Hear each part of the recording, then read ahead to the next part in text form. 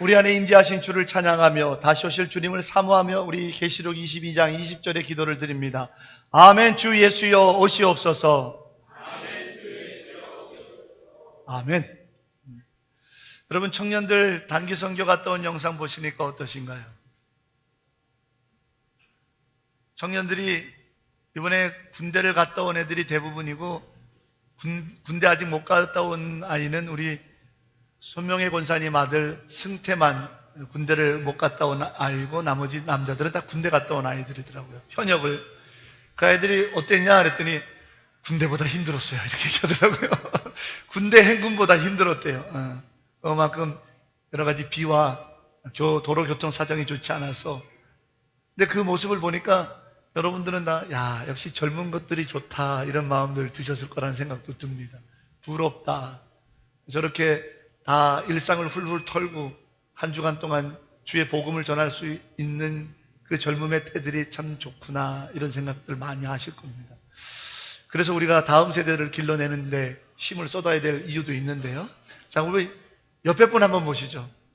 그 영화 친구에서 나왔던 그 장동건 씨의 대사 같은 풍으로 옆 사람한테 이렇게 얘기합시다. 내년에는 네가 가라 선교. 네. 그래서 하나님, 나도 어느 때면 한번 일상의 삶 속에서 이렇게 선교를 할 수 있는 기회를 하나님, 이 선교지의 나라에서 신앙생활할 때 내게도 한번 그런 기회를 주셨으면 좋겠어요. 하나님, 한번 기도해 보시면 어떨까, 그런 마음도 여러분에게 전합니다. 사랑하는 여러분, 이제 한 달 6월 마지막, 1년의 절반의 마지막, 또 지난 5월 달부터 여러분과 함께 은혜를 나눠왔던 성경에 기록되어져 있는 기도들 중에 8번에 걸쳐 7가지의 기도를 우리가 지금 나누고 있습니다. 여러분, 이 기도문들은 다 성경에 있었던 기도죠. 제가 기도문을 만들어낸 것도 아니고 성경에 기록되어져 있는, 성경에 기록된 하나님의 사람들의 기도들을 우리가 지금 살펴보고 있습니다. 한나 어머니의 기도에 만군의 하나님을 청하는 기도에서부터 지난주에 바울이 에베소 교회에 보냈던 이렇게 축복한다라고 했던 하나님을 알게 되는 것과 성경 말씀을 믿어 마음의 눈이 열려져서 보게 되는 그 축복의 기도까지 우리가 나눴습니다. 여러분, 다시 한번 곱씹고 잊지 마시고 그 기도들을 마음껏 나눌 수 있는 여러분이었으면 좋겠다 생각이 듭니다. 호랑이 굴에 들어가도 정신만 차리면 산다라는 옛말이 있죠. 그만큼 우리의 개인의 각성과 정신의 그 집중이 참으로 일의 성패를 가를 거다라고 하는 옛 어른들의 교훈입니다. 또한 맹모삼천지교라는 말도 있습니다. 그만큼 사람이 자라나는 환경이 참 중요하다. 우리가 잘 알는 것처럼 공동묘지에서 저작거리를 거쳐 서당까지 왔더니 그때 그 환경에 따라 아이가 그 환경에 적응하더라. 아마 우리도 수긍할 거예요.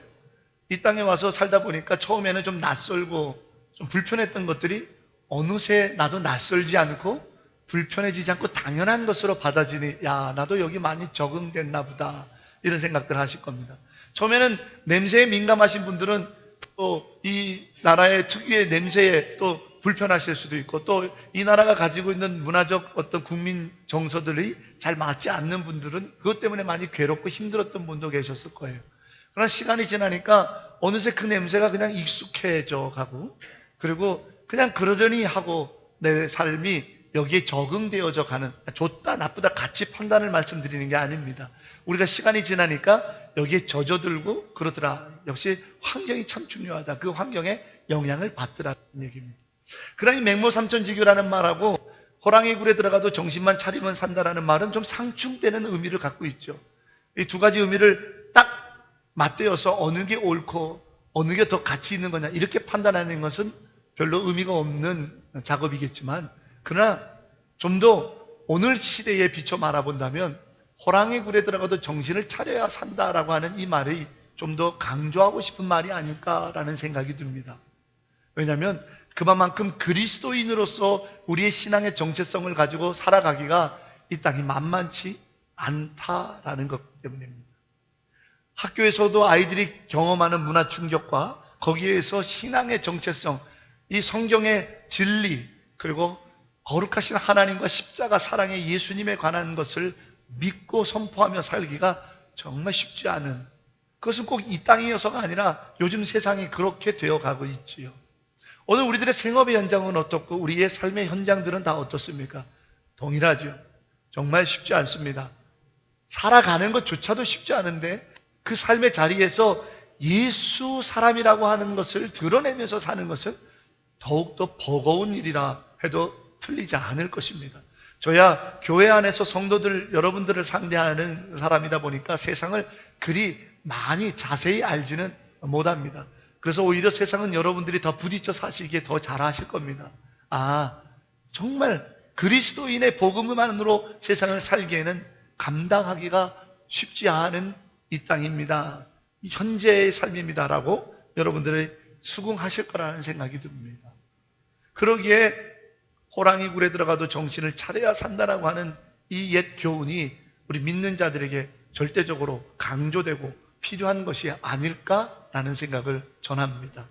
그런데 이 말이 왜 필요하냐? 오늘 시대를 꿰뚫는 그리스도인의 기도를 주님이 원하시기 때문에 이 시대를 가르는 기도를 할 수 있으려면 정말 그리스도인의 복음의 정체성, 십자가 사랑을 붙들고 있지 않으면 정말 이 시대를 가르는 기도를 드릴 수가 없기 때문입니다. 그래서 우리가 깨어 있어야 된다는 거죠. 주님은 늘 그걸 강조하셨고요. 여러분, 오늘 기도의 주인공은 느헤미야입니다. 그런데 1절에 보면 느헤미야가 살고 있는 곳을 수산궁이라고 쓰고 있어요. 인터넷에 수산궁 치시면 횟집이 많이 나오더라고요. 근데 그런 의미가 아니고 수산이라고 하는 성읍입니다. 그것이 당시에 지중해 연안의 패권을 차지하고 있었던 바사왕국, 성경에는 그거를 세계사, 우리 학문적으로 수업에서 들었던 세계사에서는 페르시아, 그리고 오늘날에는 이란입니다. 이란. 그 나라의 수도가 수산이라고 하는 성읍이에요. 거기에 있는 궁궐을 지칭하는 겁니다. 그 수산이라고 하는 성 안에서도 궁궐을 얘기하는 거예요. 그래서 수산궁, 당시에 이 아닥사스다 왕이 거하면서 자기의 그 넓은 영토들과 민족들을 통치하던 곳, 그것을 수산궁이라고 부릅니다. 그런데 여러분, 이 수산궁의 삶이 만만치가 않은 거예요. 이 당시에 이 아닥사스다 왕은요, 어마어마한 폭군으로 세계사에 기록되어 있는 사람입니다.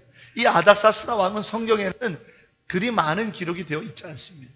그러나 세계사에서는 우리가 쉽게 찾아볼 수 있는데, 특별히 페르시아 왕국을 다스렸던 이 아닥사스다 왕이 약 40년을 통치했는데, 이 사람은 왕이 안 됐었으면 좋아할 뻔했다라고 말하는 사람입니다. 그만큼 악행과 기행과 폭행을 했던, 아주 뭐라고 얘기해야 될지 모를 정도로 사람을 파리 목숨같이 여겼던 그러한 폭군의 이름의 대명사입니다. 이 아닥사스다 왕은 우리가 잘 알고 있는 아하수로의 왕의 첫 번째 부인 와스디 왕비의 아들입니다. 즉 에스더의 남편이죠. 아하수로 왕의 아들이 바로 이 아닥사스다 왕입니다. 여러분이 아하수에로, 에스더의 남편이 됐던 아하수에로 왕은요, 굉장히 자비롭고 에스더의 남편이니까 굉장히 로맨틱한 것처럼 보이지만, 여러분 혹시 영화 300이라고 하는 영화를 본 적이 있으신가요? 300. 스파르타 이 군사들이 이 초콜릿 복근을 가지고 이렇게 하면서 페르시아 군대와 맞서 싸워서 전쟁했던 그 영화가 있습니다. 아주 리얼하게 그 전쟁의 장면을 표현했는데, 그때 그 스파르타 왕국과 그 일대 그리스를 침공했던 페르시아의 군대를 이끌었던 왕이 바로 이 아하수로의 왕입니다. 세계사에서는 크체르와라고 이렇게 되어 있죠. 자기가 신으로 착각하고 있는 사람입니다. 그런데 아버지가 자기 어머니를 폐위시키고 유대인 여자를 왕비로 들여서 새어머니 밑에서 자란 것이 바로 아닥사스다 왕인 거예요. 유대인에게 별로 감정이 좋을 리가 없겠죠? 그렇지 않습니까? 자기 어머니가 폐위당하고 그 자리 왕비의 역할을 에스더라고 하는 유대인 여자가 차지했기 때문에 유대인에게 대해서 그래 감정이 그리 썩 좋을 일은 없을 거라는 생각을 해봅니다. 그런데 아버지가 대군을 이끌고 그리스에 가서 전쟁을 하다가 참패를 당하고 왔어요. 그러다 보니까 어떤 일이 벌어졌냐? 자기 아버지가 신으로 추앙되었던 크세로 왕이었는데, 아하수에로 왕, 성경에는 그 신으로 추앙됐던 왕이 자기 아버지가 바다 건너가고 그리스에 가고 참패를 하고 오니까 왕의 권한이 땅바닥에 떨어져 뒤숭숭해진 세대죠. 그러기에 이 아닥사스다 왕, 그의 아들은 왕권을 강화시켜야 되는 일이 급선무였어요. 그러다 보니 칼을 들어 왕권을 강화한 거예요. 조금이라도 뭔가 아니요 할 때 아라는 말만 해도 베어버리고 폭행을, 아주 복종을 일삼게 되었던 거죠. 그러니 이 수상궁이라고 하는 궁궐이 보기에는 그 어떤 나라보다도, 그 어떤 성읍보다도 화려하고, 그렇잖아요. 정복했던 식민지 땅에서 매달 엄청난 조공과 물자들이 올라오니 얼마나 화려하고 얼마나 먹거리가 많고 얼마나 금은보화가 넘쳐나겠습니까? 그러나 말 한마디, 행동 하나에 따라 어느새 나갈지 모를 정도의 나라, 그 수상궁인 거예요. 왕이 하자는데 토씨 하나 달 수 없는 것이, 왕권을 강화해야 되는 때이기 때문에, 그래서 40년 동안 엄청난 복종을 했던 그것이 수상궁이에요. 그 수상궁에서 느헤미야가 사는 거예요. 왕의 녹을 먹으면서 공무원으로 사는 거예요. 신하로 눈치를 보면서. 거기에서 그리스도인, 하나님의 사람이라고 하는 모세를 통해서 하나님께서 주신 율법과 규례와 율례를 오늘 말씀처럼 지켜 행하며 산다는 것이 쉬운 일이 아니죠. 쉬운 일이 아니죠. 그리고 또 하나, 아까 말씀드렸잖아요. 에스더 왕비 때문에 유대인들이 살기는 살았어도 지금 자기가 모시고 있는 아닥사스다 왕은 유대인들에 대해서 감정이 그렇게 썩 좋지 않다라는 거예요. 자기 어머니를 폐위하고 대신했던 왕비가 유대인이었기 때문에. 그러니 살얼음판이에요. 하나님의 하자를 꺼내도 안 들는지 모를 그러한 호랑이 굴이라는 거죠. 이곳에서 느헤미야가 행하는 기도를 오늘 우리는 은혜로 나누려고 하는 겁니다.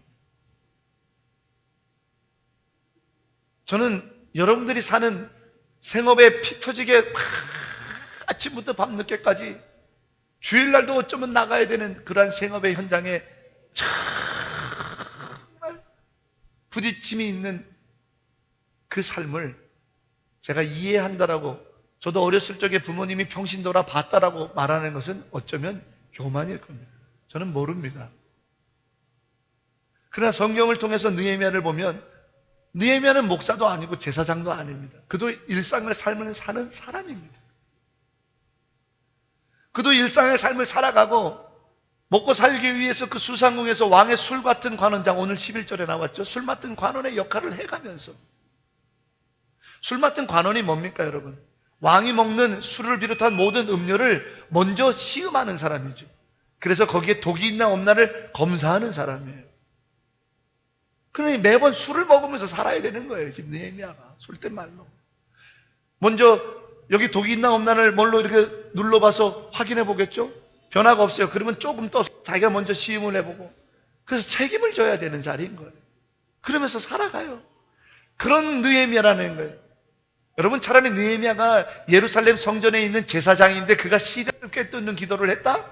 그러면 여러분과는 어쩌면 여러분과는 거리가 먼 기도였을 수 있겠다 생각이 듭니다. 목사들이 그렇게 기도해야 된다라고 해도 과언이 아닐 겁니다. 교회 안에 있으니까. 그런데 느헤미야는 제사장이 되어가지고 예루살렘 성전 안에 들어앉아가지고 하나님 이 시대를 이렇게 기도하는 사람이 아니었다라는 거예요. 삶의 치열한 전쟁터와 같은 어느 구석에서 왕의 눈과 귀가 되는 첩보원들이 느헤미야의 일거수일투족을 다 바라보면서 자기를 모함할지 모르는 그와 같은 수상궁의 삶을 살아갔던 성도된 느헤미야가 시대를 꿰뚫고 있는 기도를 하고 있다는 거예요. 그래서 오늘 이 느헤미야의 기도를 여러분에게 나누면서 저는 여러분에게 감히 요청하고 싶습니다. 느헤미야는 바로 제사장인 어떤 그런 직분을 갖고 있는 죄가 아니라 일상의 삶의 현장에서 치열하게 살아가고 있었던 여러분이었다라는 거예요. 그러면 오늘 느헤미야의 기도를 멀리 떨어져 있는 뭔가의 기도로, 나와는 상관없는 그런 영적 회피로 흘려듣지 마시고, 야, 우리와 같이 일상의 삶, 수상궁과 같은 이 땅을 호랑이과 같이 살아가는 우리들에게 정신을 바짝 차려 이렇게 기도하라 하는구나 하는 주님의 요청으로 여러분이 받아들일 수 있는, 듣는 은혜가 있었으면 좋겠다. 이 말씀을 먼저 말씀에 여러분이 비추어 드립니다. 여러분의 삶이 수상궁과 같지 않습니까? 그러나 그 수상궁의 삶에서 하나님은 우리에게 요청하는 기도가 있었다라는 거예요. 그 수상궁이라고 하는 삶을 살아가는 자리에서 하나님은 우리에게 부탁하신 기도가 있었다라는 거예요.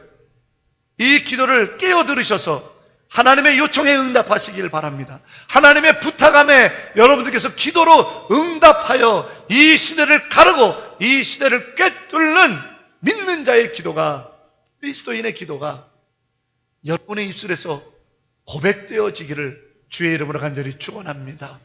주님이 여러분에게 원하시는 기도다. 여러분, 제가 신학교 1학년 때로 기억합니다. 1학년 때 제가 다닌 신학교가 그 서울 서대문에 있는데 그 근처에 아주 제가 속한 교단 중에 제일 역사가 오래되고 큰 교회가 있습니다. 근데 그 교회에서 현시국과 기독교 정신이라는 주제로 강연 및 토론회를 했습니다.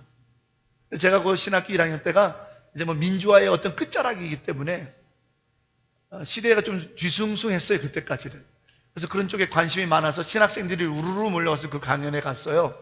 근데 그 강연회에 내노라 하는 당대의 어떤 사람들이 오셨어요, 명사들이. 근데 그 중에 한 유력한 정치인도 오셨어요. 당시에 국회의원 신분이었고 그 부모님 내외분도 아주 국회의원이셨고 두 부부가 다 장로님이셨고, 당시에 이 유력한 정치인은 대통령 후보감이라고까지도 거론됐던 분이고 그분은 교회 집사님이셨고, 그래서 교회에서 청한 그 강연회에 아마 바쁜 시간도 쪼개서 본인이 신앙인이기 때문에 참석하신 것 같아요. 현재 시대, 현시국과 기독교 정신이라는 강연을 하는데 이제 한 분씩 그 강연을 하는데 이 정치인 순서가 됐어요. 마이크가 딱 돌아왔거든요. 지금부터 30년 전 일입니다. 그 강연 내용은 하나도 기억 안 나는데 그 정치인이 마이크를 잡자마자 한 말은 뚜렷하게 기억이 나요. 뭐라고 했냐면 A good speech should be like a woman's skirt 라고 말을 했어요. 연설과 여자의 치마는 짧을수록 좋다. 그러니 자기는 짧게 하겠다. 그랬더니 막 자중해서 막 웃었어요. 그리고 진짜 연설을 짧게 하고 질문을 몇 개 받고는 그 자리를 먼저 뜨더라고요. 그런데 그 자리에 여성 인권 운동을 하시는 분들도 많이 오셨었어요. 근데 누구도 그의 발언을 문제 삼지 않았습니다. 그리고 그 발언으로 인해서 그 정치인이 곤란함을 당했다는 말을 들어본 적이 없어요. 그 발언은 사실은 영국의 윈스턴 처칠이 한 말이죠. 그 말을 인용한 겁니다. 처칠 수상이 한 말을 인용한 건데, 근데 오늘날 만약에 유력 정치인이, 오늘날 만약에 대통령 후보로까지 거론되는 정치인이 그런 말을 했다고 해봅시다. 어떤 일이 벌어질 것 같으세요? 여성인권단체에서는 피켓 시위를 할 거예요. 또 웬만한 뉴스룸이라든지 이런 데서는 패널들이 나와서 그걸 막 분석하고 막 했을 것 같아요. 그리고 아마 자기가 속해 있는 정당에서 보직을 내려놓아야 될, 윤리위원회 해소돼야 될지도 모를 정도로 여성에 대해서 비하하는 발언이었다라고 문제의 요소가 될 수도 있을 거라는 생각을 해봅니다. 왜 30년 전에는 거기에 다 남자들만 모여 있었던 게 아니고 거기에는 다 당대에 내놓으라는 지식인들과 또 여성 인권 운동을 하는, 페미니즘 운동을 한다라고 하는 신학자들부터 해서 많이들 계셨는데, 당대는 그런 30년 전에는 전혀 문제가 되지 않은 것이 오늘날에는 문제가 되는 걸까요? 그것은 30년 전의 시대 정신과 오늘날의 시대 정신이 다르기 때문입니다. 30년 전에 그 강연이 있었을 때는 민주화의 끝자락이라 그런 부분에 대한 시대 정신을 갖고 있지 않았습니다. 오직 민주화의 과업을 마무리하는 데 있었어요. 그런데 오늘날 정권이 교체가 자유롭게 되고 또 국민들의 피플 파워로 인해서 탄핵도 이루어지는 이 땅에서는 민주화보다는 이제 인권에 관한 시대 정신이 주류가 됐기 때문에 그런 것들에 대하여 관심을 갖고 문제하게 되는 것이 되는 거죠. 사회학적으로는 이거를 존재의 구속성이라고 말합니다. 어떤 존재도 당대의 사회와 문화와 환경을 떠나서 있을 수 없다라는 거예요. 그 시대의 환경에 영향을 받을 수밖에 없기 때문이라는 거예요. 그러나 존재의 구속성을 갖고 있는 인류 한 인간이라도 사회학에서 말하기 자유부동성이 있다. 정해져 있는 것이 아니라, 정해져 있는 것을 지향하는 것이 아니라 정해져 있지 않는 것으로 자유롭게 탐구할 수 있는 힘이 인간이라고 하는 존재에게 있다. 그래서 인간은 존재의 구속성인 동시에 자유의 부동성의 존재다. 이게 사회학적으로 인간을 규정하는 용어예요. 그러면서 하는 얘기가, 사회를 이끌어가는 것의 힘은 바로 지식인들의 지성에서 사회를 이끌어 나가는 시대정신이 나온다, 이렇게 말합니다. 지식인들이 장신들의 지성을 가지고 사회를 이끌어 나가는 시대정신을 만들어낸다. 그래서 그 시대정신에 의해서 사회는 발전하고 변화되는 것이다. 이게 사회학에서 말하는 거예요. 사회변동의 원리입니다. 그런데 여러분, 가만히 들여다보세요. 우린 그리스도인이죠. 오늘 이 시간은 여러분에게 사회학을 강연하려고 그러는 게 아니에요. 성경에서는 무엇이라고 말하냐는 것을 보죠. 성경에서는 이 부분에 대해서 뭐라고 말하냐는 거 보면, 한 사회의 당대의 시대 정신이 굉장히 중요합니다.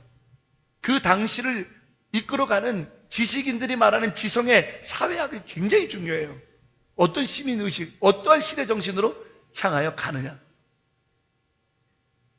그런데 이 시대 정신이 과연 인간의 지성의 산물인가? 인간의 지성의 산물인가?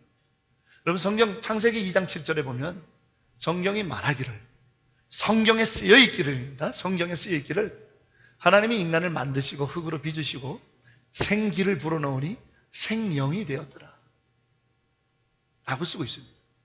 인간을 하나님이 말씀으로 창조해 놓으신 머티리얼, 이런 물질의 재료에 의해서 만들어 놓은 그런 하나의 창조의 부산물이었는데, 거기에 하나님의 생기가 더해지니까 생명이 되었다. 다른 창조와는 다른 구별이 됐다라는, 그게 생기가 들어가서 생명이 되었다라는. 생명을 우리나라 한자로 번역한 것은 뭐냐면 살아있는 영이 됐다라는 거죠. 그거를 히브리어는 네피시라고 부릅니다. 그러므로 성경이 처음으로 말하는 인간 존재의 명칭은 네피시입니다. 네피시. 인간이 처음으로 생기가 돼서 살아있는 영이 된 것을 성경이 최초로 인간 존재에 대해서 부른 단어는 네피시입니다. 네피시. 네피시라고 하는 단어는 뭐냐면요, 영혼이 있어 생각하고 감정이 있고 느끼고 말하고 보는 그런 존재를 네피시라고 부릅니다. 이걸 좀 더 자세하게 설명하냐면 출애굽기 31장 3절에 보면 이렇게 기록합니다. 여호와께서 당신의 영을 충만케 하사 지혜와 지식과 여러 도구들을 다루는 재능과 그 재주들이 발달했다고 쓰고 있습니다. 즉 지식과 지혜와 우리들의 여러 가지 재능들이 여호와의 영의 충만함을 통해서 우리에게 일어났다라는 거예요. 시대 정신을 이끌어가는 지성이 여호와의 영의 충만함에서부터 기인된다라고 성경은 쓰고 있는 거죠. 여호와께서 인간에게 너에게 이런 지식을 주마 하고 지식을 가르쳐 주는 게 아니라 우리의 영을 충만케 하사, 우리의 영에 하나님의 은혜를 주니까 우리의 영이 살아나니까, 우리의 영이 네피시가, 우리의 영이 생기를 얻으니까 막 활동하니까 지식이 발달하고 지성이 막 늘어나고 재주가, 기능기, 기술이 발달하더라는 거예요. 여러분, 그게 어디에서 증명이 되냐면 사람이 죽을 때 증명이 되는 거예요. 사람이 죽을 때 그 생기가 빠져나가면 그의 지식과 지혜와 기술은 아무것도 남아있는 게 없게 됩니다. 성경은 말하기를 모든 지성과 지식과 재능과 기술도 그의 영혼에 의하여 이루어진다. 성경은 말하기를 그러므로 우리의 영혼은 하나님께로부터 들어왔고 하나님께로부터 부여받았으리, 하나님으로 인하여 영이 사는 사람이 지식과 지혜와 그 기술을 왕성케 한다라는 거예요. 그러므로 성경은 시민의식, 시대 정신을 이끌어간다라고 하는 지성을 하나님의 영에 의해서 이끌어줘야 한다는 것을 강조하고 있죠. 그러므로 오늘 저는 이 아침에 여러분에게 드리고 싶어요, 이 말을. 세상을 흘러가게 하는 시대 정신을 세상 사람들과 세상의 원리대로 가게끔 내버려 두지 말고 하나님의 영의 충만함을 입은 그리스도인들이 세상의 시대 정신을 끌고 가야 된다는 겁니다. 그런데 오늘날 수많은 교회들과 숱한 목회자들과 수많은 성도들이 세상의 시대 정신을 교회 안으로 끌어들어오고 있습니다. 그걸 세속화라고 부르는 거예요. 우리는 이 성경 말씀을 통해서 이 시대가 어찌 되어야 하는가를 이끌어가는 시대 정신을 만드는 영의 사람으로 살아야 된다는 거예요. 세상의 어떤 학문과 지식이 이 시대가 이러하니 이러해야 된다는 것을 교회로 갖고 오면 안 된다는 거예요. 오히려 이 시대의 시대 정신을 성경의 말씀에 비춰서 이래야 한다라고 시대 정신에 일침을 가하고 그 시대 정신에 성령의 은혜를 불어넣는 사회 참여가 진정한 그리스도인으로부터 일어나야 된다는 겁니다. 주님은 그걸 원하신다는 거죠.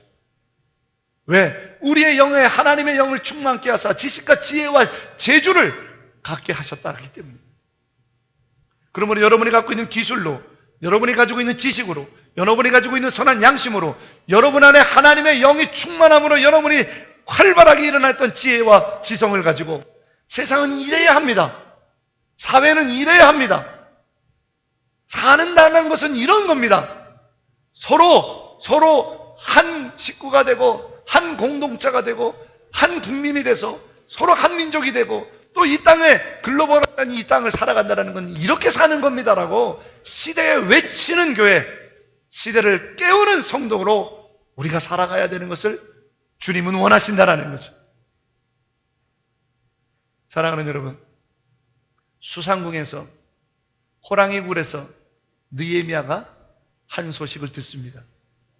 예루살렘에 포로 귀환으로 돌아갔던 이스라엘 백성들이 성벽이 허물어지고 성물들이 불탐으로 도적대로 인해서 심히 고난을 당하고 있더라. 수천리길 떨어져 있는 수상궁에서 왕의 눈치를 보며 호랑이 굴에서 연명하며 살아가야 될 느헤미야에게는 그거는 신경 쓸 문제가 아닙니다. 신경 써서도 안 됩니다. 더군다나 아까도 서두에서 말씀드렸던 것처럼 유대인에 대해서는 별로 좋은 감정을 갖고 있지 않은 왕이지 않습니까? 내 어머니를 패하고 대신 유대인의 왕비가 섰으니 유대인 얘기를 꺼낼 수가 없는 거예요. 그런데 오늘 느헤미야는 어떻습니까? 그 수상궁과 같은 호랑이굴 같은 세상, 그 당시에 그 수상궁을 지배하고 있던 시대 정신은 왕 앞에는 꼼짝 마라, 유대인 얘기에 유자도 꺼내지 마라, 왕이 시키는 것만 해라, 왕이 절대적이다, 왕은 신과 같다 라고 하는 당시의 시대 정신을 반하는 기도를 올리고 있다는 겁니다. 역사는 누구로 인해서 바뀌었습니까? 그 시대 정신에 젖어서 침묵하는 사람들이었습니까? 아니면 그 시대 정신을 반하더라도 여호와께서 우리의 영을 충만케 하사 깨닫게 하시는 것을 외치고 기도하는 자를 통해서 역사가 바뀌었습니까? 역사는 느헤미야를 통해서 바뀌었습니다. 사랑하는 여러분, 오늘 이 시대에 시대를 탓할 것이 아니고 시대가 악하다고 비난만 할 것이 아니고 이 시대는 이런데 교회는 왜 이러냐고 시대를 비추어서 교회를 비판할 것이 아니라 하나님의 영의 충만함에 입어서 오늘날 교회는 무엇을 해야 하는지, 오늘날 시대는 어찌 가야 하는지를 외쳐 기도할 수 있는 세상을, 역사를 변화시킬 그리스도인, 시대를 꿰뚫는 기도자를 주님이 찾고 계시다라는 것. 오늘 저와 여러분이 이 느헤미야의 기도를 함께 배우고 은혜로 나눠서 여러분이 살고 있는 세상, 여러분의 수상궁에서 이 기도를 시작하십시오. 그래서 여러분의 수상궁에서 위대하신 하나님의 은혜와 축복이 일어날 수 있도록 이 시대를 꿰뚫고 가르는 여러분의 수상궁의 기도자가 다른 사람이 아니라 바로 저와 여러분, 이 말씀 앞에 순복하는 우리이기를 주의 이름으로 간절히 축원합니다. 1960년도에 인도네시아에 큰 불이 났습니다. 그 불이 얼마나 큰지 당시에 겐덜숲이 다 전소돼서 그 겐덜숲이 다시 회복되는 데까지는 수백 년이 걸릴지도 모른다라고 하는 이야기가 나올 정도였습니다. 1960년에 벌어진 그 화재로 인해서 그 겐덜숲을 삶의 근거지로 살아가던 그 주변에 있었던 성읍들과 마을들이 다 이제는 기근과 기온의 변화, 기후의 변화로 인해서 굶어 죽게 생겼습니다. 그래서 정든 땅, 고향 땅을 떠나는 자들도 생겼고, 그래도 버텨보는 자들이 있었는데 매년 이상 기온과 기후 그리고 가뭄이 끝없이 이어져서 농사하면 망하고 실패하고, 그래서 오늘 내일 떠나야겠나라고 생각했던 사람들이 모여 있었습니다. 그 중에 이런 현실을 개탄하고 울며 탄식하던 사다만이라고 하는 농부가 있었습니다. 근데 이 사다만은 자기네 그 동네에서 그래도 좀 돈이 있었던 사람이었나고, 그에게는 정향나무 씨앗들이 많이 있었는데 돈이 되는 나무입니다. 열매를 따고 약재로 팔고. 근데 이 정향나무를 그리고 그 씨앗을 어느 순간 이 사다만이라는 농부가 죄다 팔고 반얀나무로 씨앗을 다 사는 거예요. 사람들이 이 사람이 미쳤나? 왜 정향나무 돈 되는 나무와 씨앗은 다 팔고 전혀 쓸모없고 돈도 안 되는 반얀나무 묘목과 그 씨앗을 사나? 의아했답니다. 왜냐하면 반얀나무는 잘 자라긴 해도 열매도 없고 그 잎이나 뭐 이런 것들이 아무 쓰잘데기도 없는 나무였기 때문입니다. 그런데 어느 날부터 아침 일찍 동트면 이 사다만이라는 농부가 자기가 구입한 반얀나무 묘목과 씨앗을 그 화재가 났던 겐돌숲을 돌아다니면서 계속 심는 거예요. 하루 이틀, 한 달, 두 달, 1년, 2년, 20년째 수만 구의 구루를 나무를 심었고, 그래서 그 수만 구의 나무들이 약 100만 평 일대에 자라나서 그 일대 100만 평 일대에 반얀나무 숲이 조성이 됐다고 합니다. 근데 20년이 지나서 그 나무와 숲이 조성 후에 사람들은 이 사다만 농부의 뜻을 알게 됩니다. 반얀나무라는 나무는 열매도 일어나지 않고 그 잎도 쓰잘데기 없고, 그리고 이 나무도 곳곳이 세워져서 제목으로 쓰일 수도 없고 휘었지만 한 가지 특징이 있는데, 그 뿌리 근처에 물을 모으는, 물을 고이게 하는 나무랍니다. 그래서 가뭄 때 고여놓은 물들을 흡수해서 가뭄을 이겨내는 아주 독특한 생명력의 나무로 알려졌답니다. 그러니 이 수만 구의 구루가 100만 평의 이 반얀나무와 숲을 이루니까 뿌리마다 물을 이 나무들이 모아놓기 시작하니까 그것이 물들이 모여져서 샘물이 돼서 지상으로 샘물이 솟아나고 그 물이 차고 넘쳐서 흐르게 되고, 가뭄에 지었던 겐돌숲 인근이 20년, 30년 후에 물이 흐르는 땅으로 변화됐다는 겁니다. 미쳤다고 놀려댔던 사다만 농부에게 그 일대 모든 사람들이 찾아와 감사를, 생명을 비췄다고 인사하게 됐다고 합니다. 여러분, 이 사다만 농부의 이야기를 들으면서 오늘 저는 이 느헤미야의 시대 정신을 꿰뚫고 그리스도인의 시대 정신을 심는 기도를 배웁니다. 바로 이 땅을 위해 울었다라는 것. 느헤미야가 예루살렘에서 자기하고 전혀 상관없는, 오히려 그거를 신경 썼다가는 왕에게 눈밖에 날 수도 있을 만한 그 예루살렘의 유대인들의 아픔을 놓고 수일 동안 금식하며 울었다라는 거예요. 오늘날 이 세상은 옆에 어떤 일이 벌어져도 신경 안 쓰는 세상입니다. 전에 잠깐 말씀드렸던 것처럼 어느 한 나라에서 관광객이 열차에 치여서 생사가 위급한 상황에서 그 장면을 보고 야, 일생에 일대 이런 장면이 없어 하면서 셀카를 찍는 세상이 돼버린 거예요. 이런 세상에서 나에게 유익함이 없고 오히려 해함밖에 없을 울고 있는 자들을 위해서 울었다라는 게 그리스도인의 시대 정신이 아니겠습니까? 그게 우리 믿는 자들의 기도여야 되지 않겠습니까? 나만 배 안 고르면 되고, 나만 질병에 안 걸리면 되고, 나만 이런 아픔이 없으면 되고, 나만 이런 곤고한 일을 안 당하면 되는 거, 이게 오늘날의 시대 정신 아닙니까? 그 잘났다라고 하는 지식인들이 지성으로 만들어낸.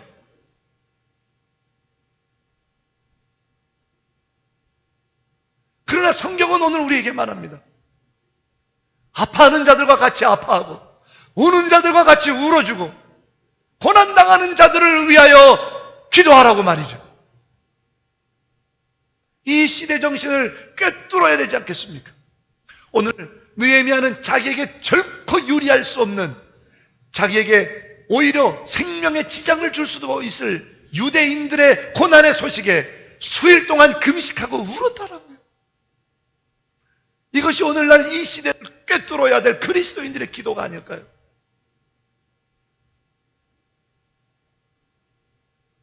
사랑하는 여러분, 우리가 사는 이 땅도 배고픈 자들이 너무 많고 억울한 희생자들이 너무 많고 우리가 당하고 있는 수상군과 같은 삶과 같이 여러분들이 일상에서 당했던 말도 안 되는 이야기들을 똑같이 당하는 사람들이 수도 없이 일어나고 있고, 근데 나는 그 일 안 당했으니까 상관없는 일이라고 하는 것은 이 시대의 시대 정신인 거고요. 믿는 자들, 그리스도인들, 세상의 역사를 바꿀 느헤미야와 같은 자들에게 요청하시는 하나님의 기도는 같이 울으라는 거죠. 이것이 오늘 우리들에게 요청되는 주님의 기도입니다. 여러분, 이제 이 아픔에 있는 세상을 위해서 같이 울어줄 수 있는 영에 깨어있는 그리스도인의 기도로 나아오십시오. 고난당하는 자들을 위하여 같이 아파할 수 있는 기도의 자리로 나오십시오. 내 문제만을 위해서 금식하는 것이 아니라 누군가의 가난, 누군가의 질병과 누군가의 고통을 위해서도 금식하는 자리로 나오십시오. 그것이 이 시대에 깨어있는 역사를 변혁시킬 하나님께서 찾으시는 느헤미야 시대의 수상궁에서 눈물을 흘렸던 하나님께서 시대를 꿰뚫는 기도자 찾는 이 아니겠습니까? 혹시 여러분 구국재단이라는 말을 들어보셨습니까? 아마 한국에서부터 신앙생활을 하셨던 분들은 구국재단에서 들어보셨을 거예요. 교회들마다 내는요, 제가 시골에서 자랐는데도 시골의 교회에서도 그 주보에 이번 주 구국기도 담당 이런 게 있었어요. 그 논밭일 나가는 그 할머니, 권사님들, 집사님들이 그 바쁜 와중에도 농번기 그 힘들 때도 자기 기도 순서 때 교회 예배당 와서 무릎 꿇고 마룻바닥에서 나라와 민족, 대통령 위해서 막 기도하고 그랬다고. 그걸 구국재단이라 불러요. 그래서 구국재단이 그래서 교회들만 해도 있을 뿐만 아니라 각 기도원들에다 가장 기도하기 좋은 자리에 그 기도 초소를 만들고, 여기는 구국재단입니다. 누구든지 자유롭게 와서 나라와 민족을 위해서 기도해 주십시오. 끊이지 않았어요, 그 기도 자리가. 대표적으로 그 서울의 세검정에 가면은 그 정릉터널 이쪽으로 올라가는데 보면은 거기 삼각산 기도원이 있어요. 거기가 유명한 구국재단이죠. 매일 저녁마다 거기 믿는자들이 올라가서 서울 시내를 내다보면서 주여 하며 이 나라를 축복해달라고 기도했다고요. 근데 삼각산 기도원도 운영의 난에 의해서 뭐 팔려나간다 뭐 이런 기사도 나오고 구국재단이 무너졌어요. 근데 사실 구국재단은 한국 기독교의 기도 운동 중에 언제 일어났냐면 1960년대입니다. 60년대 초반부터 시작됐어요. 60년대 초반이면 여러분 전쟁이 끝난 지 채 10년도 안 된 시기입니다. 우리나라 최악의 빈곤. 근데 그때 어떤 일이 벌어졌냐면 미국의 첩보 배 하나가 북한에 납치되는 일이 벌어졌어요. 그래서 그 배를 송환하고 그 배에 있는 선원들을 송환하는 문제로 미국과 소련 그리고 북한이 막 회의를 하고 막 이럴 때였어요. 요즘 말로 코리아 패싱이었죠. 대한민국은 쏙 빼놓고 열강들끼리 북한하고 협의하던 그 시대에 대한민국에 깨어 있었던 그리스도인들이 깜짝 놀란 거예요. 대한민국이 절반이 난 것도 우리 빼놓고 자기들끼리 협의한 거고, 휴전도 우리 빼놓고 자기들끼리 한 거고, 이러다 우리 민족 다 죽겠다, 안 되겠다, 나라와 민족을 위해서 우리 살려달라고 기도하기 시작하자 했던 운동이 구국기도 운동이에요. 가진 게 뭐가 있습니까? 지금도 열강에 치여가지고 핵 문제도 우리가 주도권을 갖기 쉽지 않은 이때에 60년대 초반에 그 최악의 세상에서 가난한 나라가 자기 나라의 진로와 미래를 결정할 수 있는 권한이 하나도 없었던 그 시대, 보릿고개의 찬바람 속에 굶주린 자식을 보면서 울 수밖에 없었던 그 시대에 나라를 지켜낼 힘이 없는 거예요.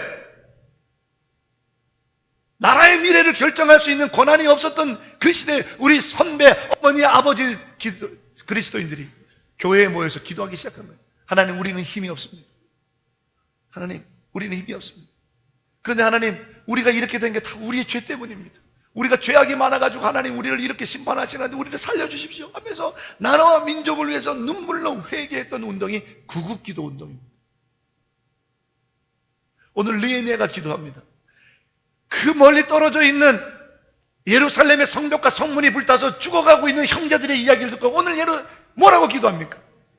하나님, 우리가 법도를 지키지 않은 우리 죄 때문에 이런 일이 벌어졌습니다. 느헤미야가 자기 죄 때문이라는 거예요. 자기 죄 때문. 나라가 이런 것이 믿는 우리들이 기도하지 않은 죄 때문이고, 우리 가정에 이런 어려움이 있는 이가 내가 먼저 기도하지 않기 때문에, 우리 교회에 이런 어려움이 있는 게 내가 먼저 깨어 기도하지 않은 내 죄입니다라고 기도하는 것이 바로 이 시대를 꿰뚫는 그리스도인의 기도라는 거예요. 세상의 시대 정신은요, 반드시 누군가 책임을 져야 되는, 남을 탓해야 되는 것이 요즘의 시대 정신입니다. 책임을 져야 될 사람 하나 나와야 되거든. 그 사람 때문이라는 거예요. 저 사람 때문이라는 거예요. 이게 요즘 시대의 정신이에요.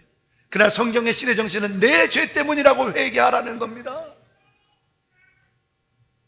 그럴 때 역사는 바뀌는 거예요. 그럴 때 대한민국은 발전되었고 대한민국은 번영했어요. 그 회개의 기도를 구국재단을 드렸을 때, 오늘날 이 기도를 우리는 잃어버렸습니다. 이 시대를 꿰뚫는 그리스도인의 기도는 나와 내 아비의 죄 때문입니다. 우리가 이 죄악을 방치했습니다. 우리가 이 굶주리의 악함을 방치했습니다. 우리가 이와 같은 악행에 침묵했습니다. 우리가 이와 같은 범죄에 무관심했습니다. 나의 죄 때문입니다. 나의 죄 때문입니다.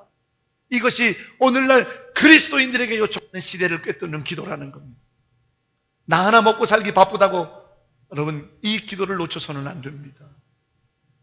우리들의 생업의 현장이 수상군과 같지요. 그러나 이 기도를 드리는 자를 통해서 하나님은 역사를 바꾸셨습니다. 그리고 오늘날 그 기도자를 또 찾고 계십니다. 이 시대에 악행이 저지러지는 것을 들으시면, 이 시대에 범죄가 벌어지는 것을 보시면, 이 시대에 참으로 사악한 일들이 벌어지는 것을 목도하신다면 모여들어야 됩니다. 주여, 우리가 무관심했기 때문입니다. 주여, 이 죄를 사하여 달라고. 이 시대를 꿰뚫는 그리스도인의 기도를 주님은 요청하시고, 그 기도가 드려지는 제단, 그 기도가 드려지는 가정, 그 기도가 드려지는 심령, 그 기도가 드려지는 민족, 그 기도가 드려지는 나라를 하나님께서는 복음의 횃불로 이제 또다시 사용하실 겁니다.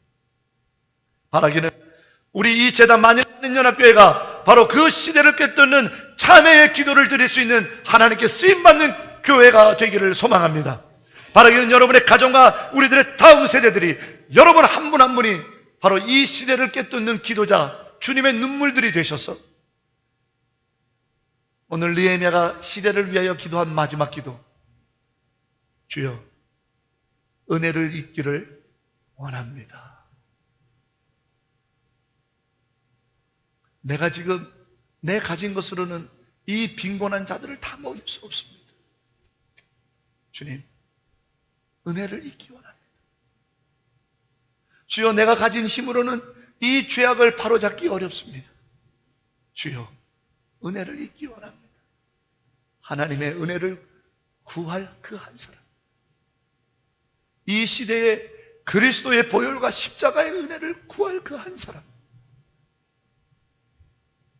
나와는 전혀 상관없는 사람들을 위하여 은혜를 구했던 이 느헤미야, 시대를 깨닫는 기도자, 오늘 이를 통해 저와 여러분이 살고 우리 다음 세대들이 살고 우리 교회가 축복의 통로로 쓰임받으며 우리 조국 대한민국이 이제 내일이면 1950년 6월 25일 전쟁이 발전된 지 68년인데 아직도 평화를 갈망하는 우리 조국의 은혜를 구하는 이 시대를 깨닫는 그리스도인의 기도가 저와 여러분 안에 있고 응답되어지기를 주의 이름으로 간절히 축원합니다. 기도하겠습니다.